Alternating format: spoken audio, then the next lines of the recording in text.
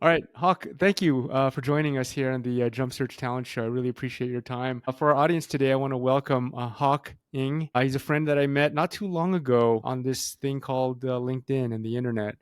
And so I'm fortunate to have Hawk here today. Hawk is the founder of Octopus Innovation Partners, an AI consulting firm that focuses on customized AI strategies. And he's also the founder of Nature Behind the Glass, which is not in tech. And so we'll get into this much more deeply in our conversation here. Hawk also led innovation and strategy at Nokia for 10 years. And Hawk has a pretty extensive technical background with a bachelor's, master's, and PhD in electrical engineering from Boston University. So, Hawk, welcome. I'm excited to get to know you better and learn a little bit more about your path and just how everything just comes together. And welcome. Thanks, Eric. Glad to be here. And I'm glad that our paths crossed. Yeah, absolutely. So am I, and I'm looking forward to getting to know you better here, and also to sort of lay the foundation of a future relationship. Hmm. Hawk, would love to learn a little bit more about your background and your career. You've had an impressive career. I think transition and evolution, and would love to kind of see how your career evolved from working at Nokia and Bell Labs to what you're doing today. Maybe you can give sort of a little bit of background. Sure. So I started in electrical engineering, like you mentioned. So I did my bachelor's, and then after that, I interviewed for some jobs, but I didn't find anything. So I said, well, let's do a master's degree. And from there on, it led to a PhD degree. One day I was, standing waiting for the elevator in our engineering building. This was at Boston University, and I bumped into a professor who said, "Hey, why don't you come up and talk to me and about my research and see if it's something that you'd be interested in doing?" And so that led me to, joining his research group, and I eventually did my PhD with him. And it was in the area of material science. So even though I was in the engineering department, electrical engineering department, my advisor was dual appointment between engineering and physics, but his research interest was more in semiconductor materials. So that's what I did. So just to tell you a little bit about my journey, how I got from there to here. As you mentioned, now I'm helping businesses leverage AI in order to solve their problems. And so that's a long way from where I started.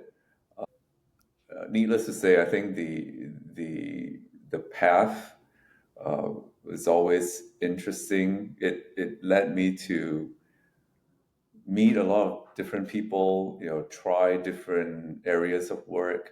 So just to continue on the story, after I graduated with the PhD, I went the typical path of getting a postdoc position, and that's how I ended up in my first job, which was at Bell Labs, and I worked there for in the labs. I was there for roughly about a dozen years. Hmm. So my postdoc turned into a full time position there, and during that time, I was continuing similar type of work as what I did in graduate school. Um, but also I became interested in other fields, particularly software and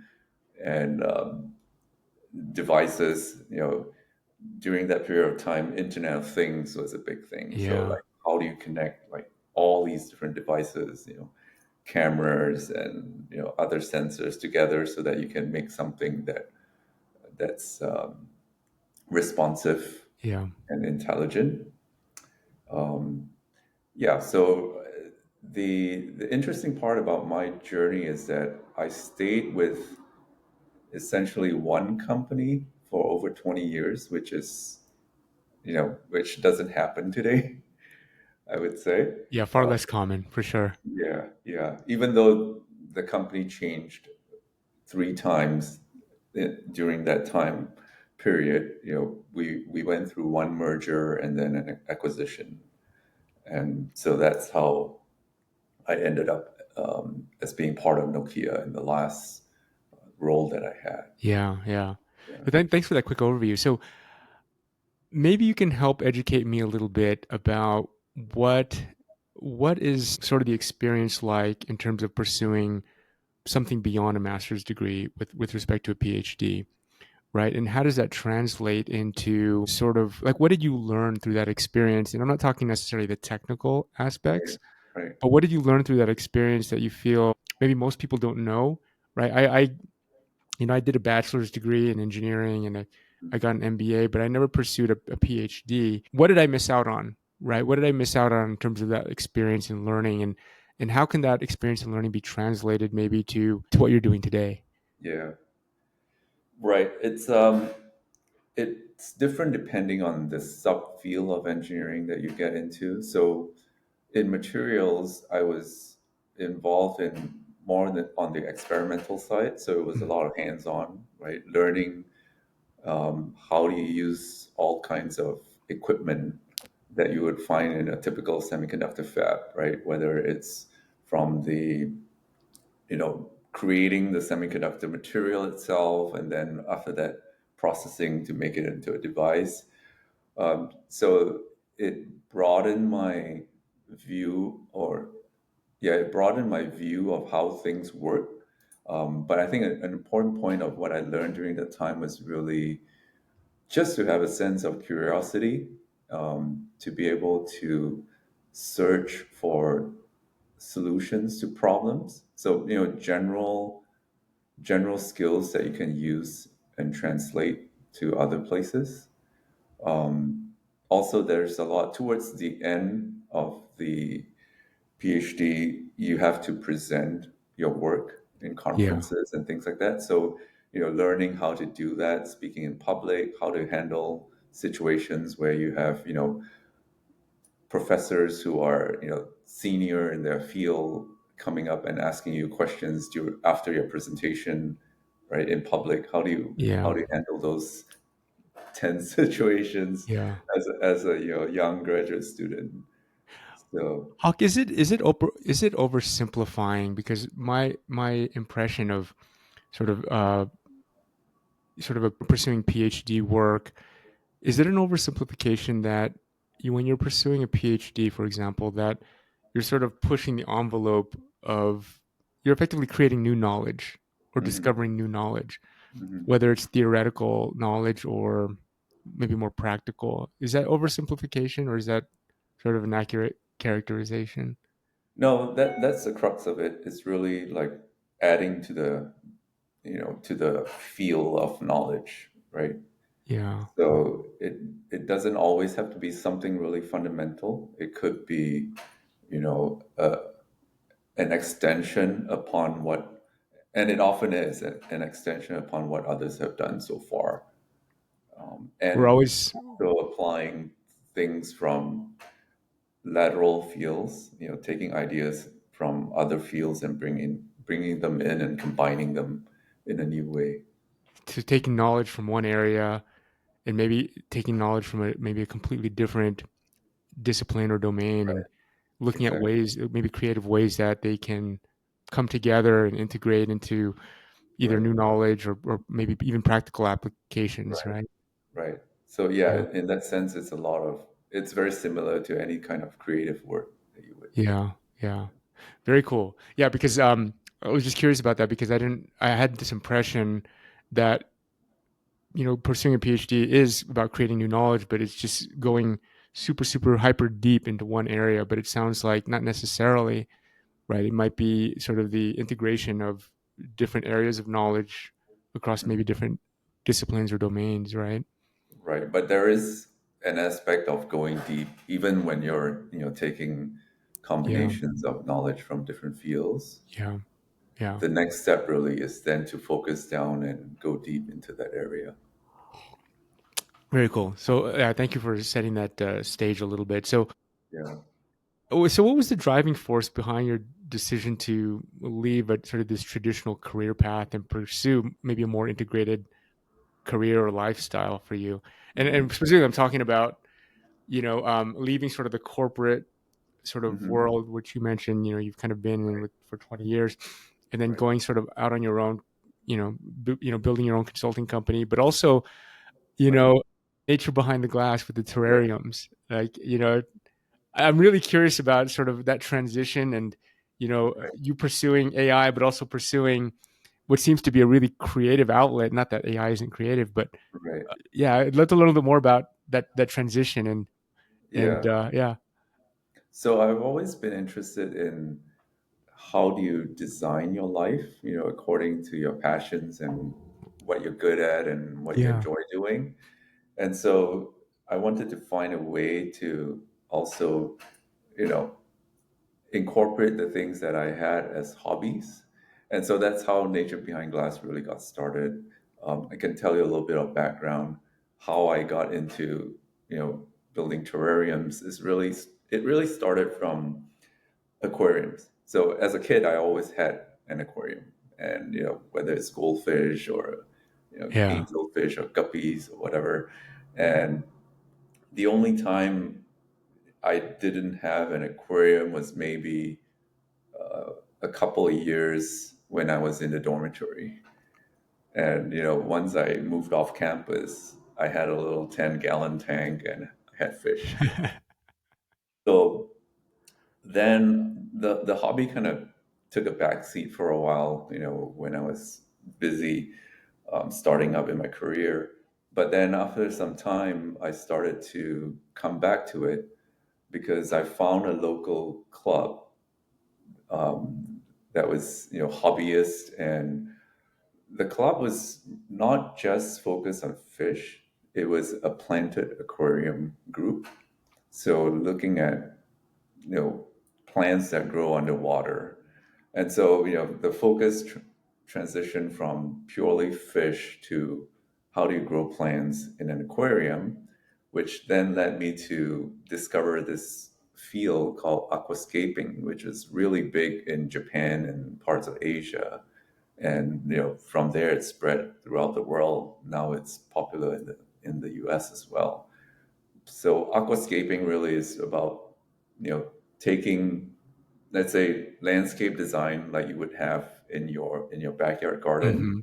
Yeah, taking those principles and applying it to an underwater environment. So how do you combine the needs of plants growing well in an aquarium, right? With fertilization, with CO2, with light, and basically building a self-sustaining ecosystem that's that's also good to look at. So, yeah, planning the layout of the design, I guess it's analogous to a painting. Like, you start with a blank canvas and you plan out, how you would draw something on that canvas. And we're just doing it underwater.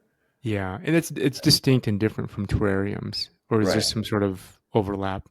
So from there, it led to terrariums because there are some plants that grow underwater that can also grow in a semi-aquatic environment. Yeah, So I started experimenting with, what are the plants that I could take out of water and start to grow it in a semi-aquatic environment. So that's how I started with these little glass bowls and vessels.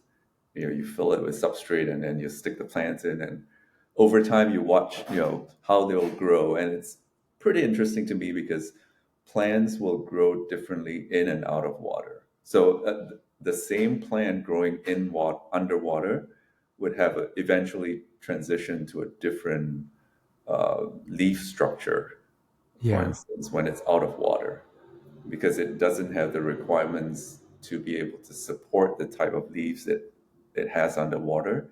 So typically, whereas the same plant underwater would have finer leaves, when it starts growing out of water, you'll see that morphology, the shape of the leaf change, and it almost looks sometimes like a totally different plant.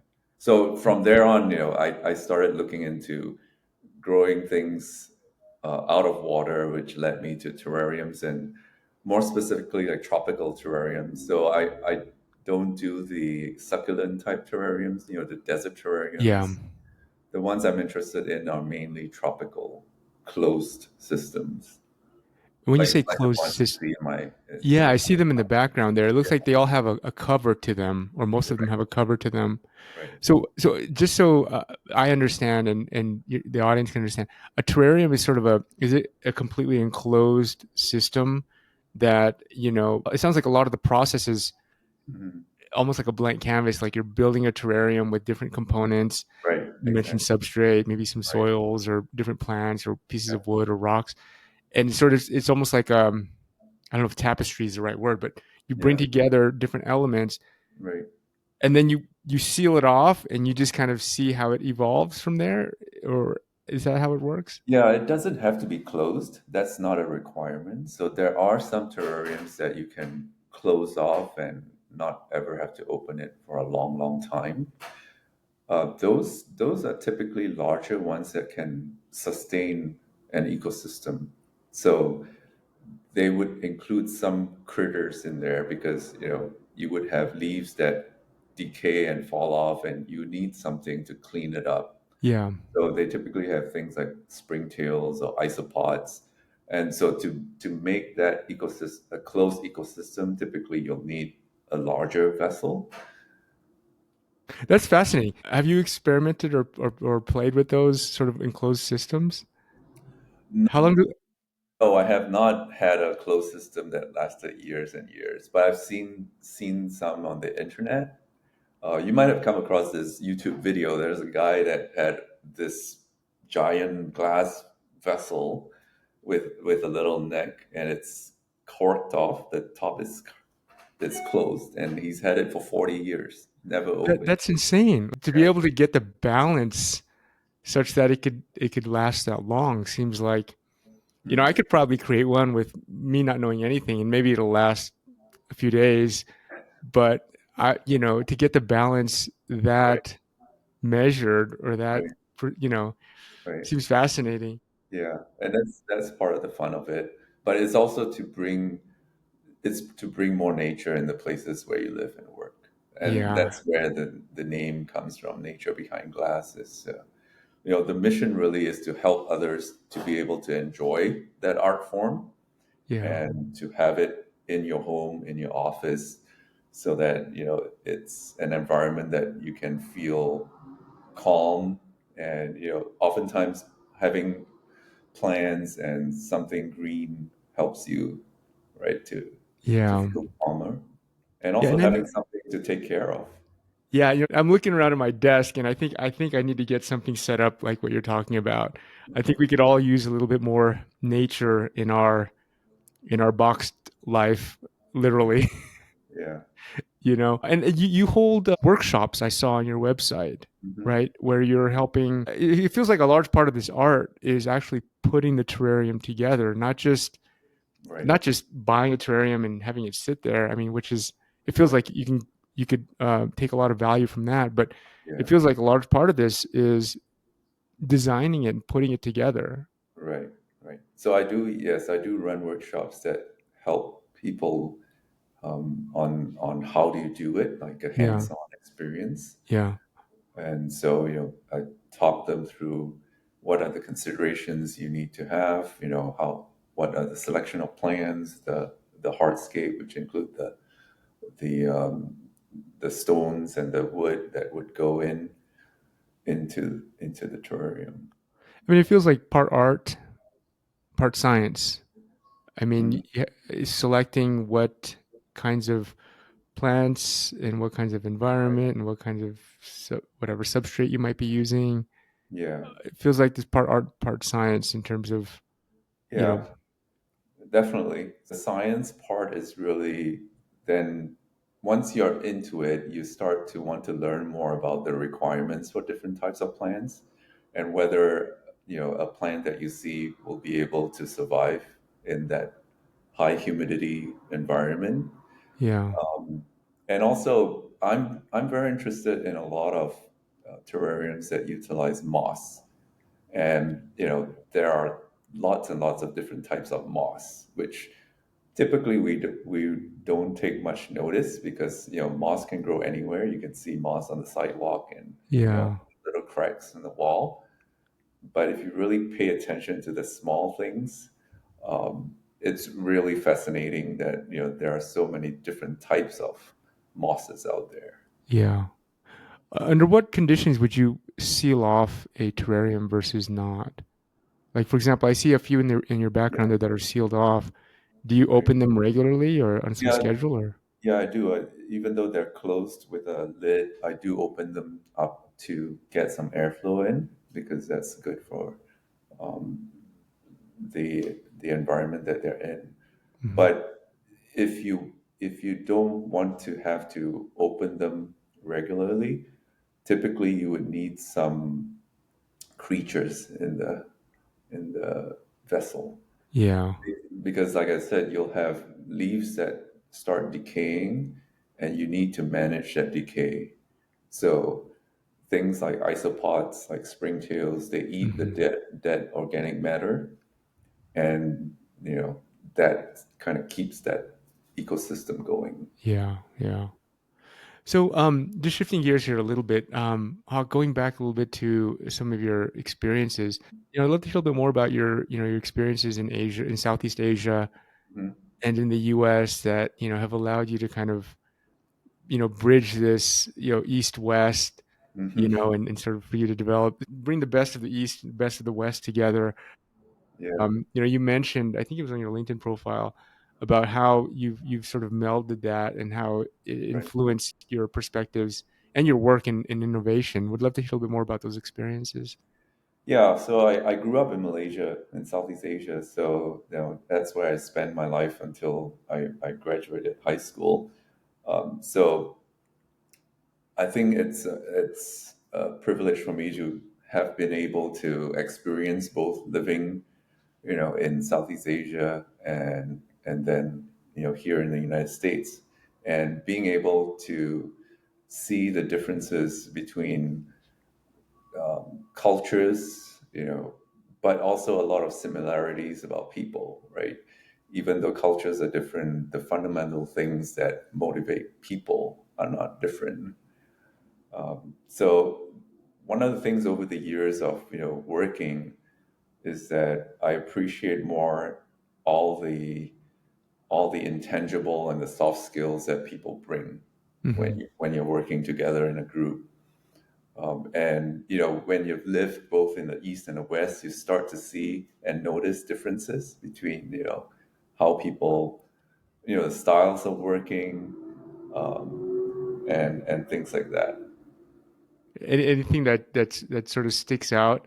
So, for example, I was born here in the U.S. My parents are from the Philippines. One of the things that I found interesting when I went to the Philippines for the first time as an adult, was that there was a lot of things that I saw that was part of the culture that originally I thought it was unique just to my family. But when I went there, I saw these cultural things.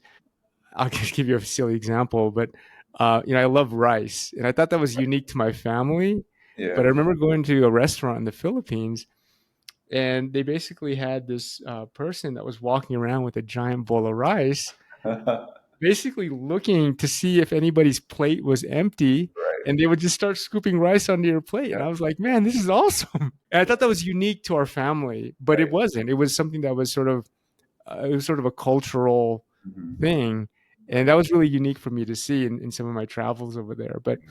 Um, but yeah, I'm just curious a little bit, like what you may have seen as some of those things that are just common to human nature versus maybe unique to the culture, particularly in the East. Well, for one, I would say food is definitely very different. Right? Food is a big thing in the culture over there. Yeah, And whenever you get together with family or friends, you always talk about, what's the latest new restaurant that we have to try, right? yeah, which is great, which is something I miss because here, things close down like at 9 p.m. at night, right? And if you're hungry at 11 o'clock, good luck. There's nothing open out there. yeah. Yeah. Um, yeah. Particularly where we live. Where do you live, by the way, Hawk? I'm in Metro New York, so I'm actually in northern New Jersey. Okay, Yeah, so I would consider it like a suburb suburb. of Yeah, New York. Yeah. yeah. Yeah, I live in a rural area just outside of Salt Lake City, kind of a mountain resorty area, but Yeah, we've got it worse than you. Like, there's no restaurants here that yeah. So I'm coming from Los Angeles. yeah, We moved out here 12 years ago, and right. Los Angeles has an amazing restaurant scene. Hmm, hmm. And now we live in a rural area, and so the restaurant scene. I've had to take matters into my own hands, so I cook a lot. Yeah, That's great. Yeah. yeah. So Hawk, you mentioned in a LinkedIn post recently that sort of this synergy between your consulting work and your terrarium. Hmm. I don't know if you call it work, but maybe it's your passions with Yeah. building terrariums and aquascaping. And I'm wondering if you can kind of elaborate a little bit more on how mindfulness, maybe systems thinking and creativity intersect across those areas in your life. Hmm. Yeah, definitely. You mentioned mindfulness. I think, that's a big thing, like to, because oftentimes in technology, things move really fast. Yeah. And, when you get caught up in all the latest tools and products out there, sometimes you just need to step back and look at the bigger picture of, what it is that you're really trying to achieve. And that's, I think, having the nature side really helps, because think about it, when you take a walk in nature, you go hiking in the forest, um, you know what do? You tend to notice what's around because Hmm. it's a new place, and it's not something that you see every day. So it helps you in that mindfulness, and living in the moment and enjoying life each day that Yeah. comes. And your work and your passion with terrariums and building these mini ecosystems. It sounds like that's been a way for you to kind of sort of nurture that mindfulness. Hmm. Is that fair? Right, right. And Yeah. it's a good diversion as well, not to be only working on one thing. I like to have multiple projects going on at the same time. Yeah. Yeah. Yeah. So what is your plan? I mean, what are you building? I guess how does so just stepping back for a second, you spent a lot of time on the technology side in your Hmm, career working sort of in a corporate environment.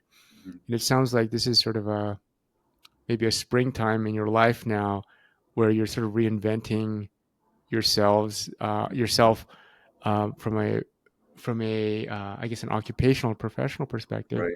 but maybe Yeah. also from a personal perspective, right? To go Right. and start your own business or Hmm. practices, it's quite a departure from sort of the corporate path. Right. How have Yeah, you found that definitely. transition? Has it been challenging? Has it been sort I of think both challenging as well as rewarding, yeah, right? It can be challenging because there's always um, the financial factor. When you're at a corporate job, you have a guaranteed paycheck, whereas when you're out on your own, it's what you're doing day to day that brings in the revenues. yeah, But besides that, there is the reward of deciding how you want to spend your time, deciding which projects you want to take on, who do you want to work with. So it's not anymore your manager or your organization dictating, what are the goals that you have for this quarter and this year. You become the one to decide, right, how you yeah, want to leverage your time and resources. yeah.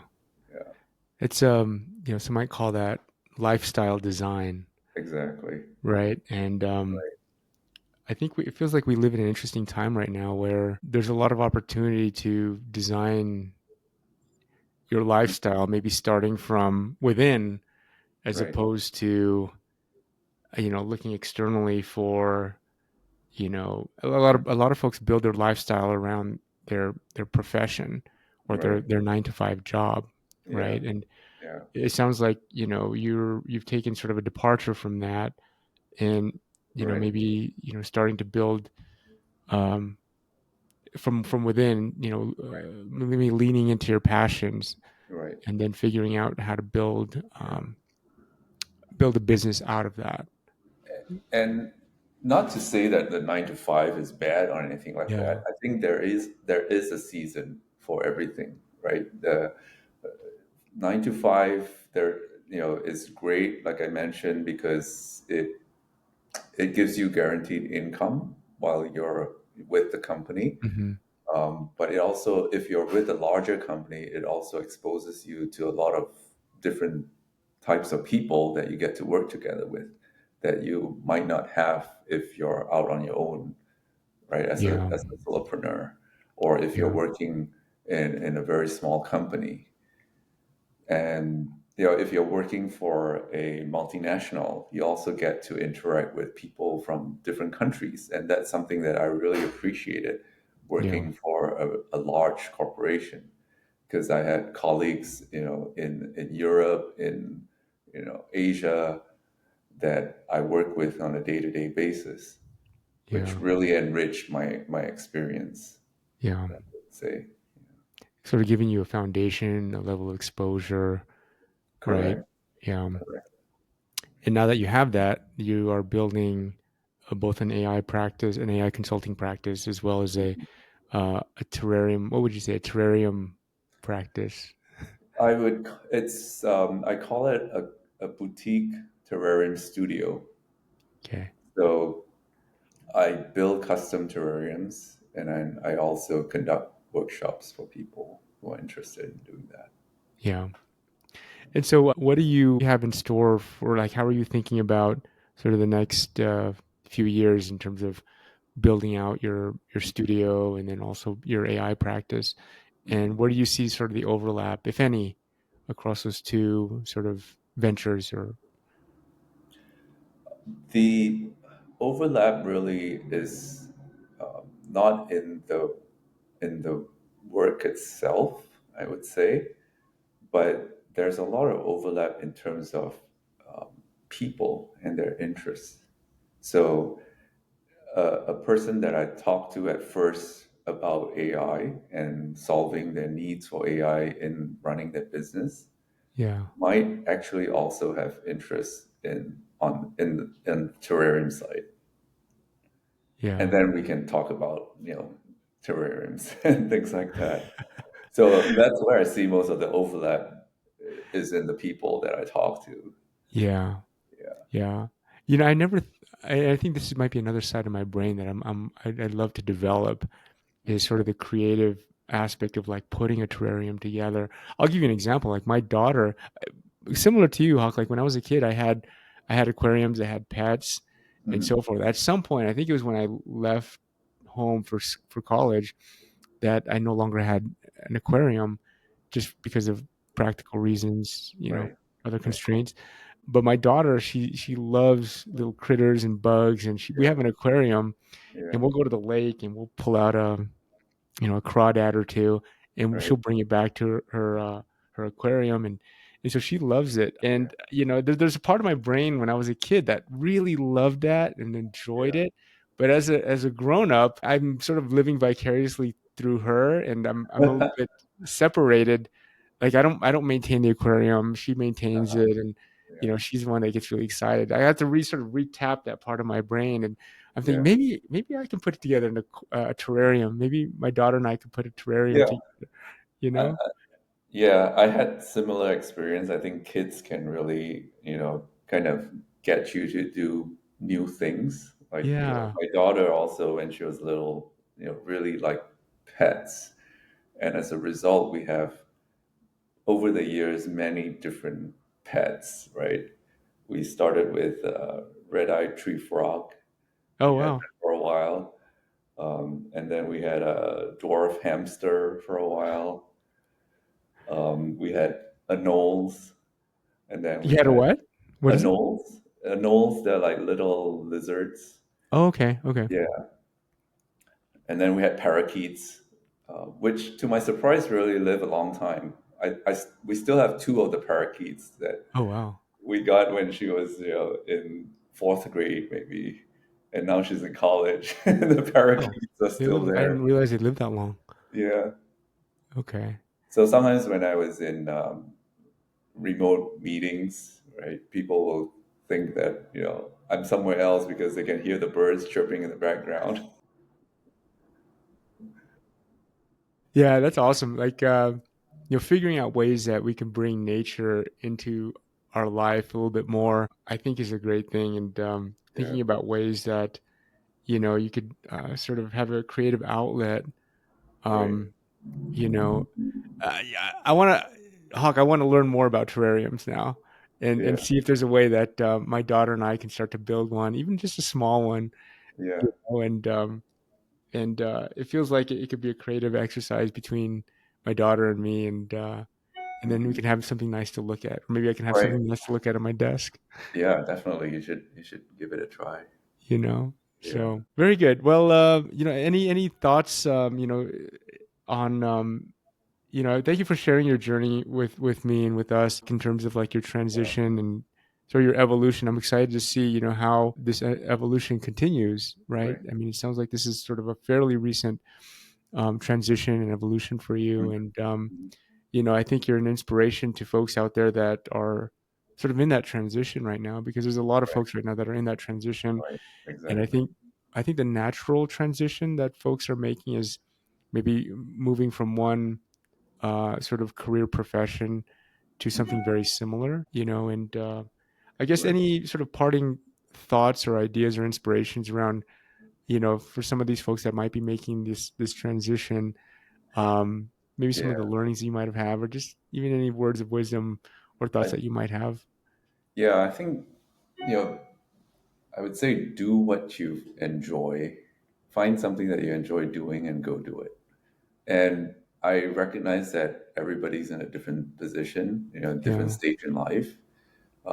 Sometimes you might not have the luxury of, pursuing something you're passionate about because that might not bring in income, right? So Hmm. you have to find, that balance of what you enjoy doing, what you're good at, and what people will pay you for.